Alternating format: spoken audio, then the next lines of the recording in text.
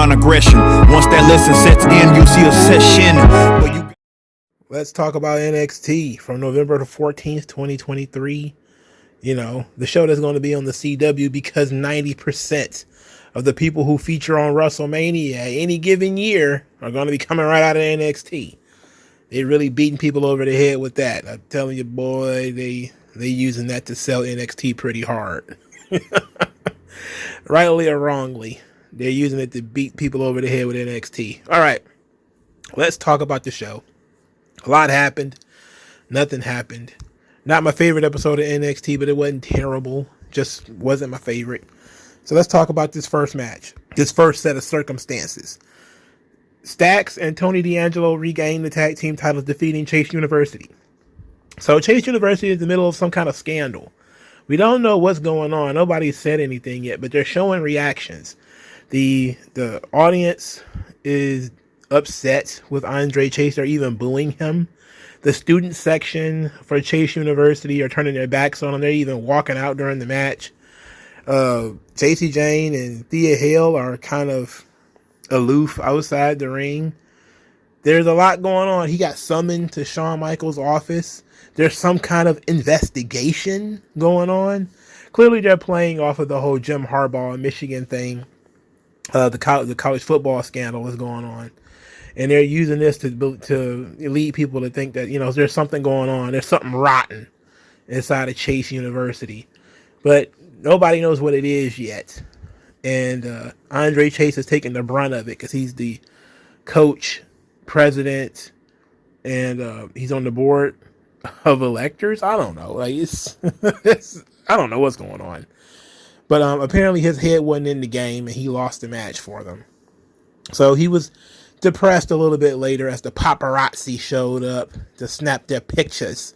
And he says that he's disappointed about losing the match, but he has nothing to say other than that. And that was the end of that. Then he escaped in a vehicle driven by, I think, Jacy Jayne. I don't remember. The Stacks and Tony D'Angelo, they went to the tag team locker room, because there's a tag team locker room apparently, where all the losers hang out, like Axiom and Nathan Fraser, guys who aren't doing anything.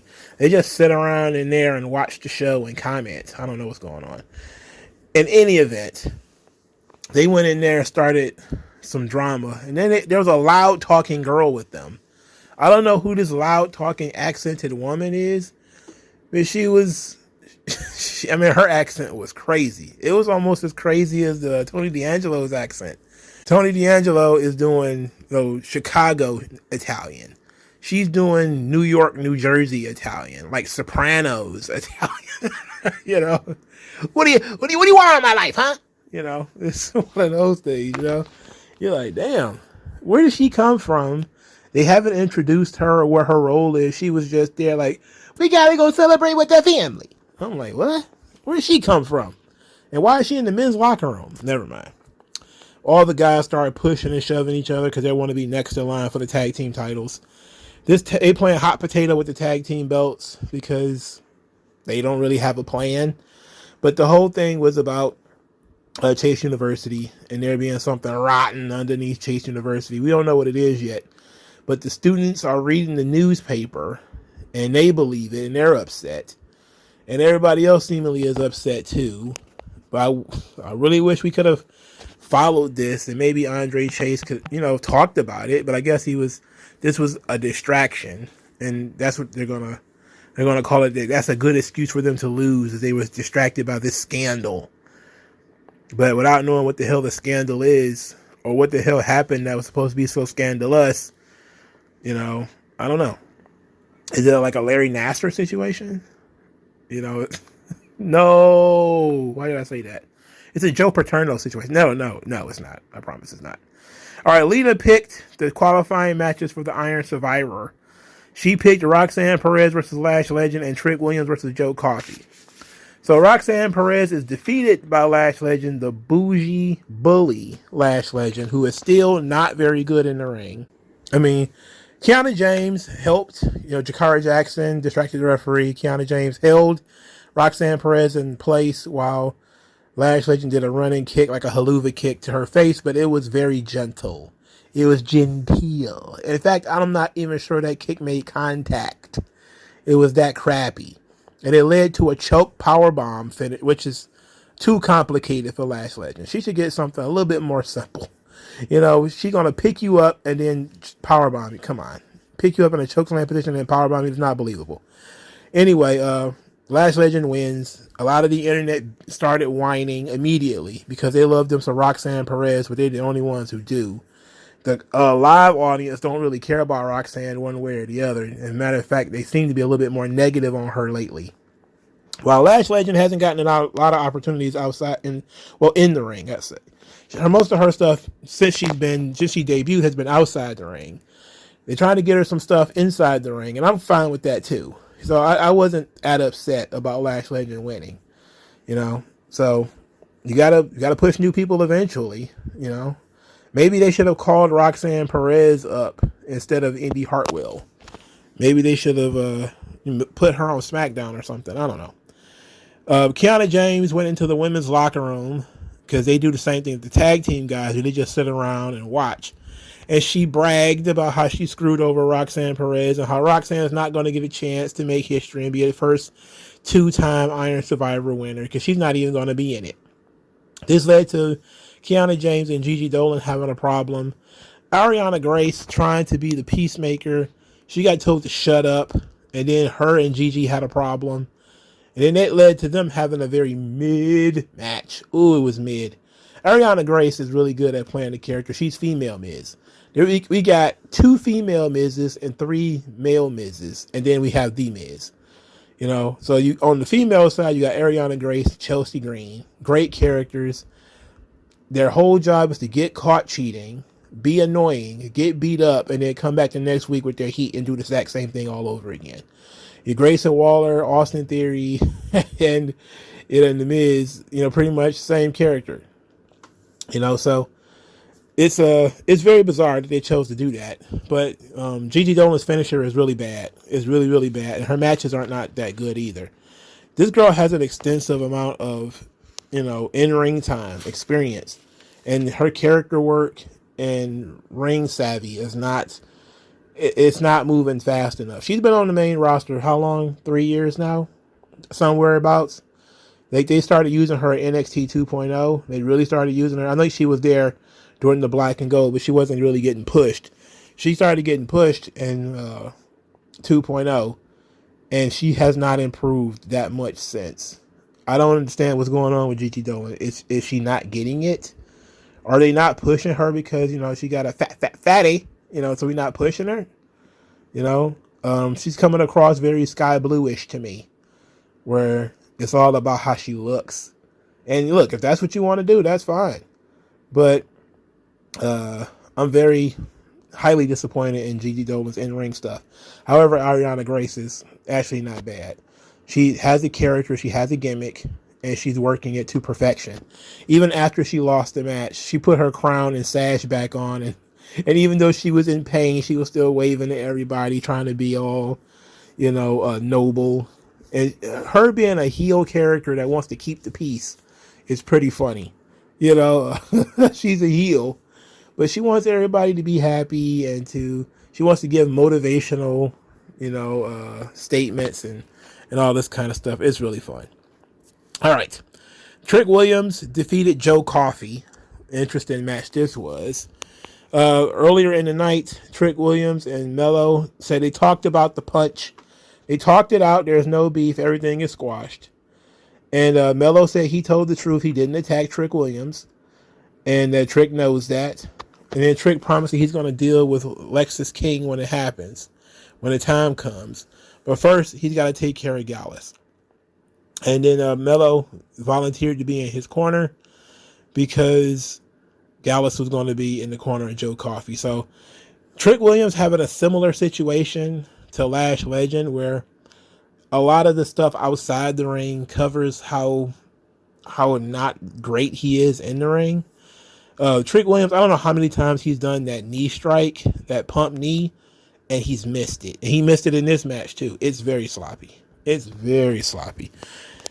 I know you're not trying to kill him, but you at least got to make contact. It at least has to look good. This didn't even look good when it comes to the finish. There was some confusion outside the ring, Wolfgang got on the ring apron, and Carmelo Hayes seemed to just be holding him by the ankle for a while, pretending that he's trying to pull him off the apron. When Trick Williams went in that direction, he really did pull him off the apron, and that ended up pulling Trick Williams over the top rope because Trick Williams was trying to hit him. That distracted Trick Williams and gave Joe Coffey the advantage. It was very subtle, but interesting. Very interesting. They're still playing up the Carmelo Hayes heel turn, and that he attempted to cost Trick Williams this match. He looked like he actually tried to get Trick Williams to lose. It was fine for what it was. I'm not really a big fan of Joe Coffey anymore. I don't know what's going on with him. He looks like a doofus in NXT. He's kind of a badass in NXT UK, but maybe because he was underexposed there and he's kind of overexposed here. I don't know. It's very unfortunate. But Trick Williams was in the match, the Iron Survivor Challenge, which was great. And so is Lash Legend. That's fine too. So JBL and Jerry the King Lawler, I guess, are going to be doing the next couple of picks. So that ought to be fun. Just to throw that on the barbecue, Braun Breaker is expected to be picked for one of these matches eventually. And so Dijak got in his face and said that he wants Braun Breaker into this match because he's the one guy that Braun can't break. And Braun says that if he does get the opportunity to be in the Iron Survivor Challenge, he's going to make Dijak beg for retribution, which made everybody groan. And, that probably hurt Dijak's feelings. He's probably going to tweet about that later. He's certainly going to tweet about it later. How dare you talk about me like that? How dare you? Yeah. Get over it. Lita was in doing her Iron Survivor picks. I couldn't tell if she was reading something, if they did multiple cuts, or whatever the case may be. But I'm glad Lita's still alive, because apparently she got murdered earlier this year, and she had nothing to do with that storyline with Trish Stratus. Afterwards, she didn't come back for revenge or nothing, which, you would think so, but whatever. Baron Corbin was backstage with Dominic Mysterio. Dominic Mysterio was wearing an Art Barr t-shirt. I actually went and looked at this, and very good. I like this. Art Barr died in the mid-90s, early to mid-90s. Eddie Guerrero's former tag team partner. A lot of people forgot that he existed. So, very nice touch by Dominic wearing an Art Barr shirt. Very cool. And him and Baron Corbin, they get to scheming. Dominic offered to help. Even though Baron Corbin did all this whole talk about how Wesley is a quitter and he's going to beat him into quitting again, Dominic was like, yeah, let me give you some help. And Baron Corbin was like, I don't really need it. I got this. I can handle this. Wesley went and found Ilya Dragunov, or Ilya Dragunov went and found Wesley. They shook hands and talked about how it was the match with Ilya that sent Wesley on his mission to, I don't know, correct his life, I guess. And then he basically was offered a match against Ilya Dragunov, and Wesley was like, nah, I'm cool. I'm going to do my own thing. No, he said he got something else planned or something. And, Ilya Dragunov was like, leave me a piece of Baron Corbin. And Wesley was like, sure, catch him if you can, So this was the main event. A match for nothing is the main event. So the numbers are not going to be great this week. It's not going to be great because Wesley is not a draw, and neither is Baron Corbin. And they're wrestling for nothing. So, Jesus Christ. Dominic Mysterio came out there and helped anyway. He pulled Baron Corbin out of the way and ended up taking a tope for him. While Wesley was punching up on Dominic Mysterio, he was distracted outside the ring. And instead of getting counted out, which is a valid finish, he ran back to the ring and got caught with the end of days and pinned. I went on this long rant probably like a week or two ago about how this is one of the worst finishes that has been devised in the last 10 years. I don't know where it started. I don't know where it came from. But it became the predominant finish in WWE, literally out of nowhere. Guy outside the ring forever. He slides back in, catches a finisher, and is pinned. I hate this finish. All right. I absolutely, positively hate this finish. I'm so tired of seeing this, especially when it's completely and totally unnecessary.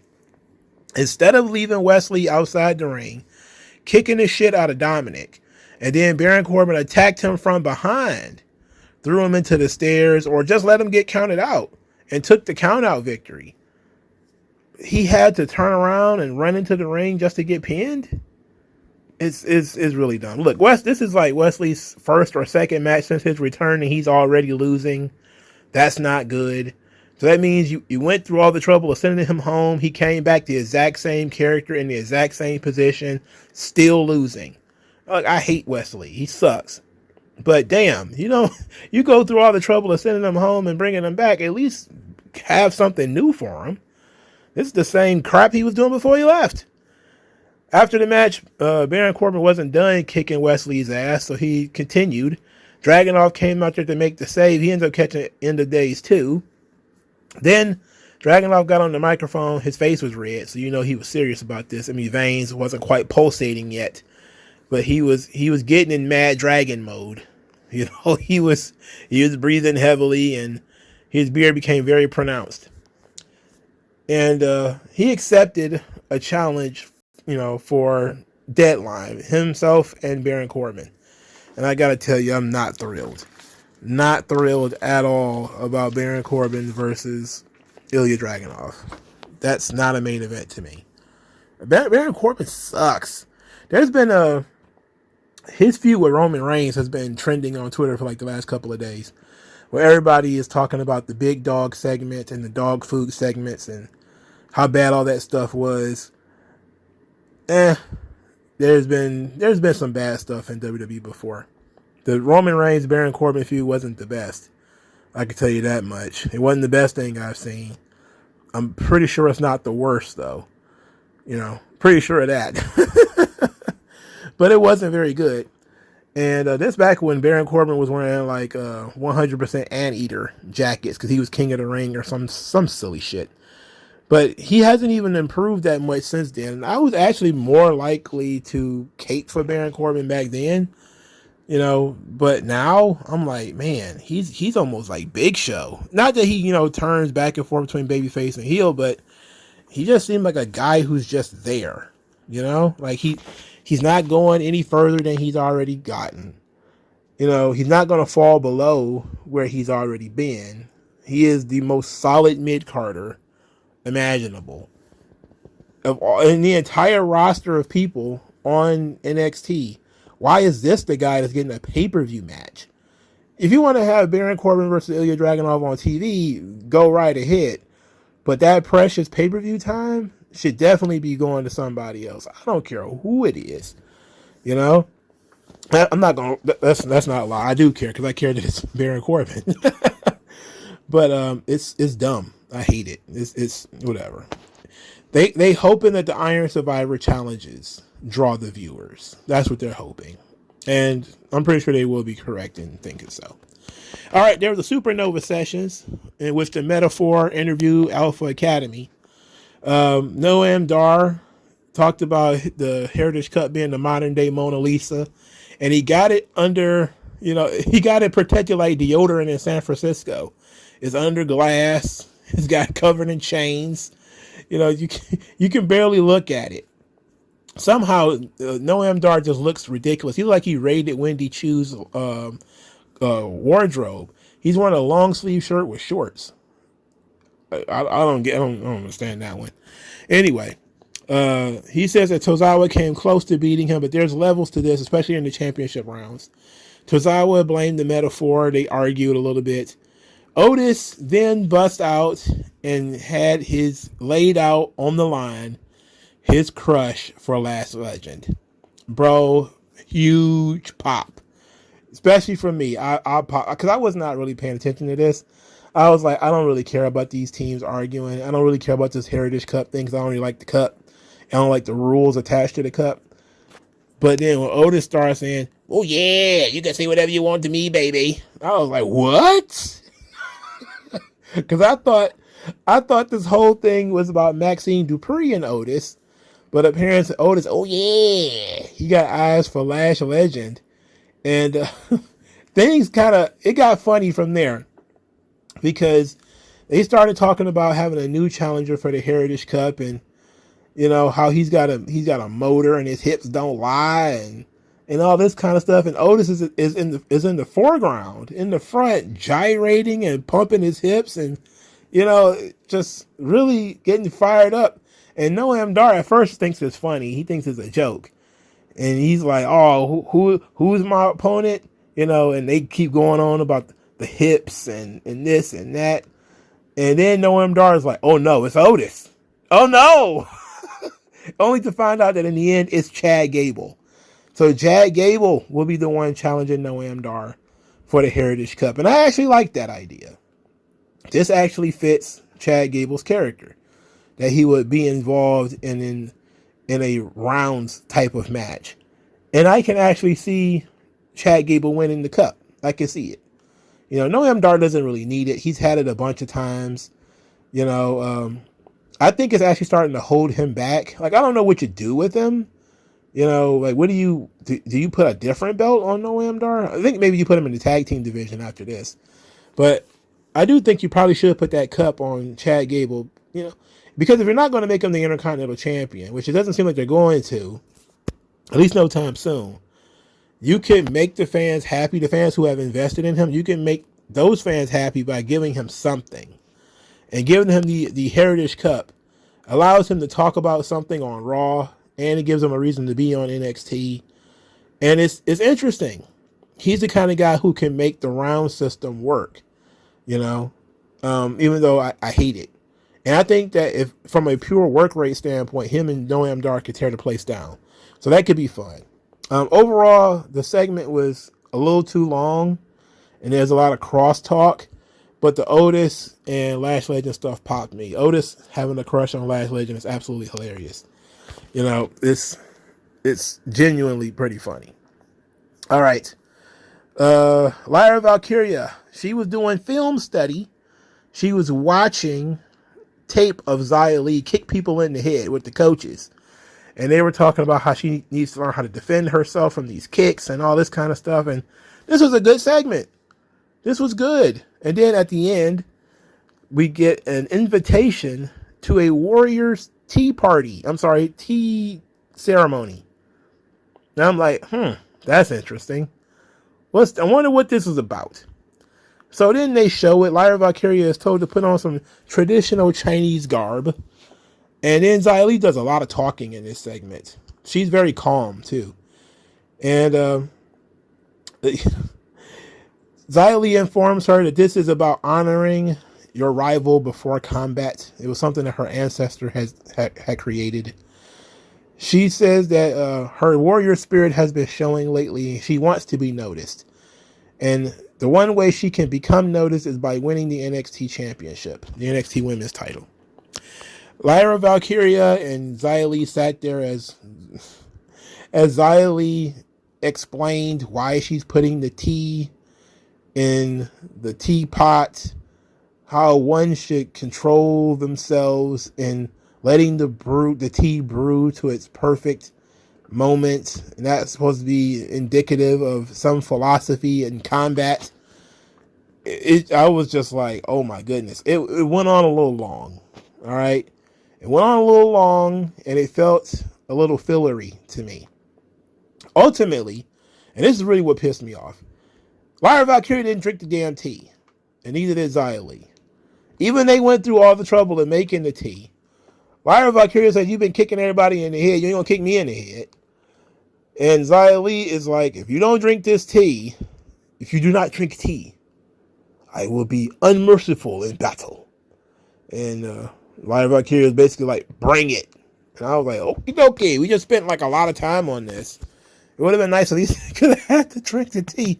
Look, I know most people are going to say, hey, Xia Li is supposed to be like this kind of vicious fighter. Why in the world is he wanting to have a tea party? Well, Lyra Valkyria, why would you write that? I think that in the proper context, you could have made this scene work but it couldn't be as long as it was, and it couldn't be as awkward as it was. And to be quite honest, Xia Li shouldn't have been doing it herself. She should have had like some other mousy Asian girl doing this stuff for her. Like she sits down with, like, you know, in traditional garb, and maybe her, I don't know, servant or something like that is the one who told Lyra Valkyria she has to wear this certain gear. The servant is telling her about the tea and all this kind of stuff, and you know, and then Lyra Valkyria gets agitated with the servant, and then she starts directing her agitation towards Xia Li, while Xia Li is just kind of sitting there stoically because it's part of her culture. But I think that probably would have been I didn't hate the idea. I didn't care for the execution. I think it went on a little long because Xia Li is trying to explain in English what this stuff means, and her English is not that great. And then in the end, nobody drank tea. So it was like you had a tea party with no tea. It was goofy. Very, very goofy. Very goofy. But they're going to have the match next week, and it should be fun.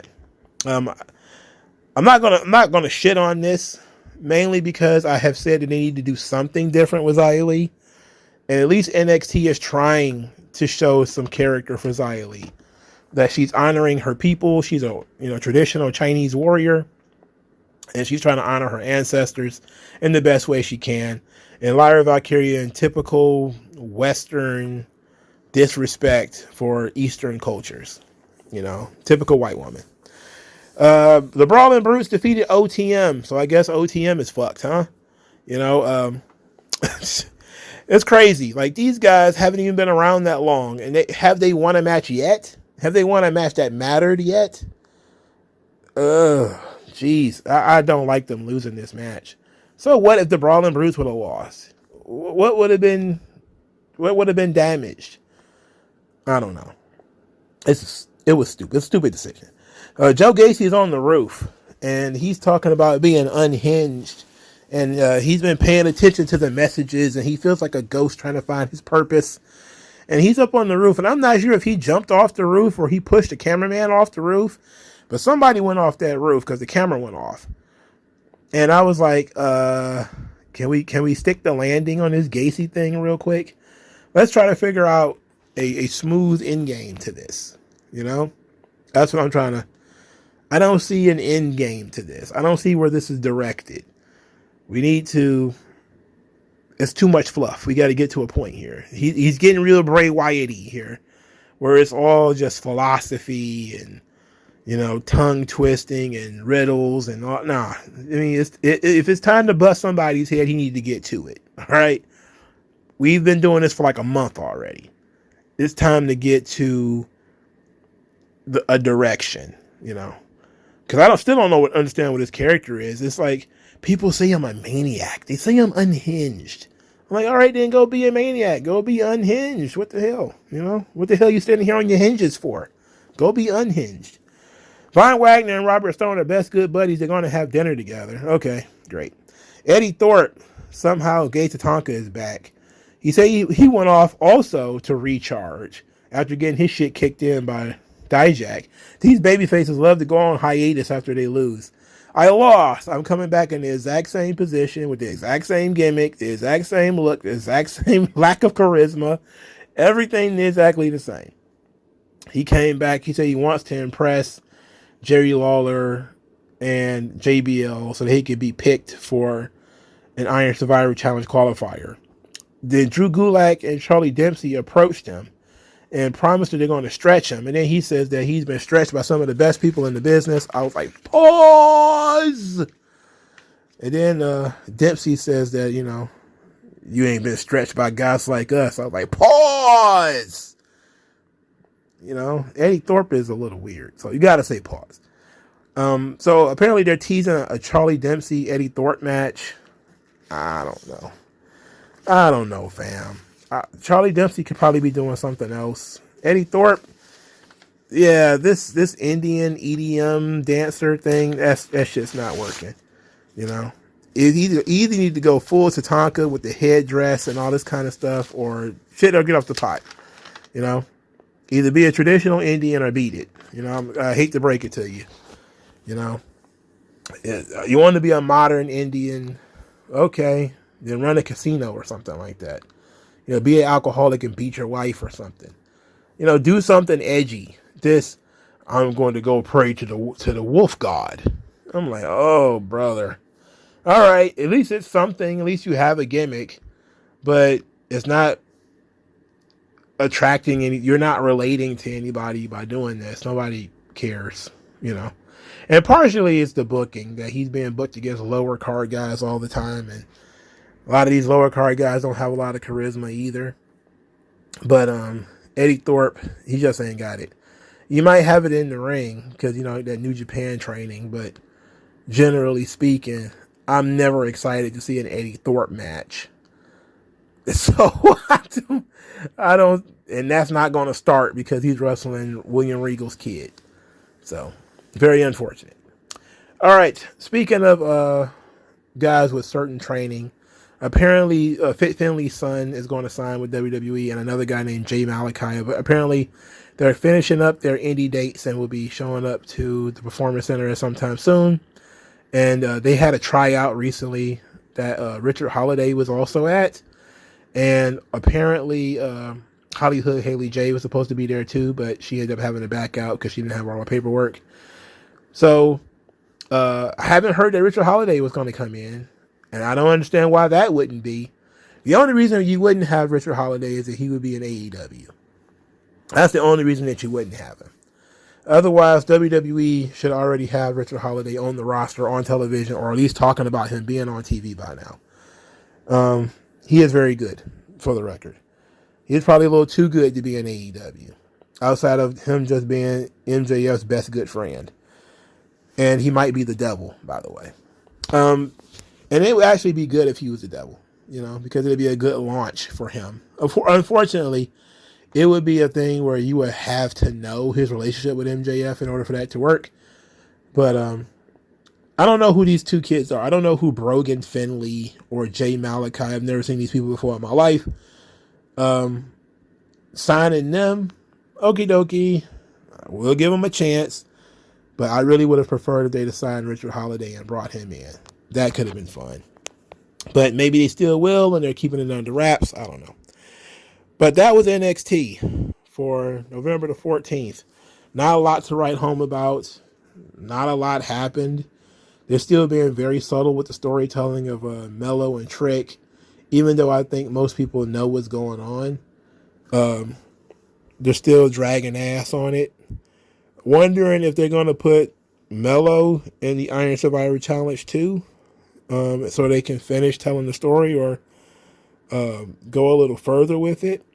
I don't know, but it'll be interesting. The Women's Iron Survivor Challenge is what it is. It's certainly a thing.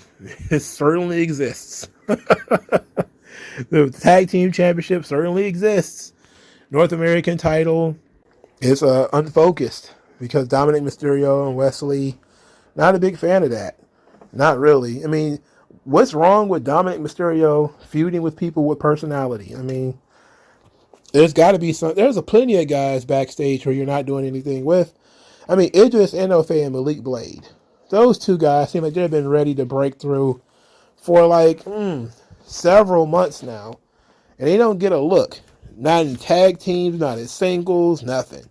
It's very unfortunate because they could be very good talents, you know, but they're not getting anything. Angel Garza isn't getting anything. Humberto Carrillo's not getting nothing. We just still dealing with Wesley and the fifth push for Eddie Thorpe, and Dijak is still hanging around. Like, oh my God. Oh, my stars and goddess. See, this is what happens when the Creeds leave and they de-emphasize Braun Breaker. You know, highly unfortunate. But NXT is usually my favorite wrestling show this week. We'll see how it turns out because this was a weak episode of NXT. Let me know what you guys think, and I'll talk to you guys later.